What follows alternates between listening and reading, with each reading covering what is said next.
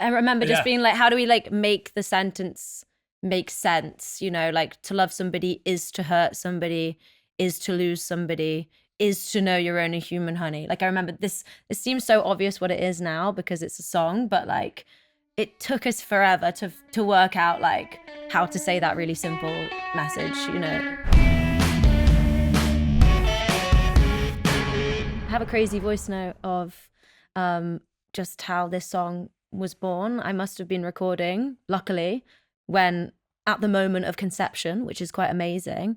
But yeah, I think we had this like drum loop, I think, already. And then John was just bashing about on the piano and had that melody, the post-chorus melody, kind of some semblance of that on the piano. And we just have your phone with you. Oh, I do. I've been sitting on it. We had this drum situation. And then I'm sure I've just... Please.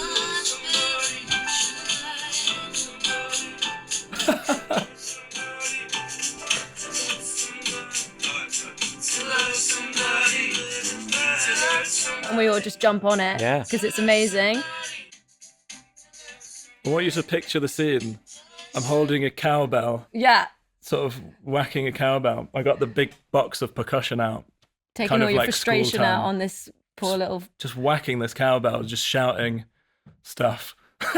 I remember sort of just shouting like, to love somebody. Yeah. To hate somebody. Just like any emotion that came out. Yeah. And then Sorry, go ahead. No, please. Just all sort of led from sort of John just like hitting this groove on the piano and then this little drum loop that I put on. And so it was just like a lot of cowbell and shouting for a while. Yeah. And also just having fun. Like if I continued playing that voice note, it would expose us as freaks. Because you can just hear us all going, at least you got to love somebody. To love somebody, to hate somebody. And like, I think also it was partly a bit of a joke. Like I feel like when stuff sounds like it crosses that line of like there's a very fine line between something that is like the worst, most ridiculous thing you've ever heard and the most cheesy thing you've ever heard and like something that's actually really amazing. And I feel like we're constantly walking that line. A lot of the best ones that we write start out as quite funny. Yeah. And I feel like the best sad songs are a little bit funny as well. Yeah. Do you know what I mean? So if we're having like a laugh, I feel like we're sort of hitting on something. Yeah. And we're all like kind of, we know that that's the sentiment and it's to love somebody, to hurt somebody. We had for ages, just those two. And then it made sense to go to lose somebody. And then at some point, like one of us was like, you're only human, honey. You said that because we created a problem for ourselves because we had so little, but we all just knew it was something magical. Yeah. So it was almost like we need to like come up with a solution quickly. Like what's the right answer to finish off the puzzle, because it's definitely great, even though we had like nothing to really go on. Yeah. But the race was to find something good before we got bored of it. Yeah.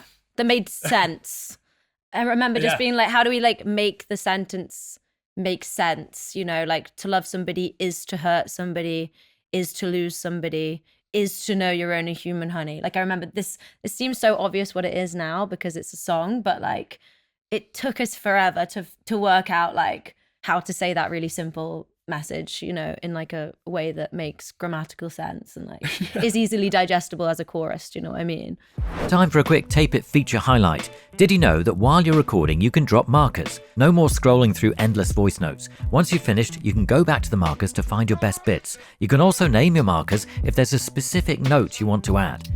To find out more, follow the link in the description or use the promo code TAPE-NOTES for 20% off Tape It Pro.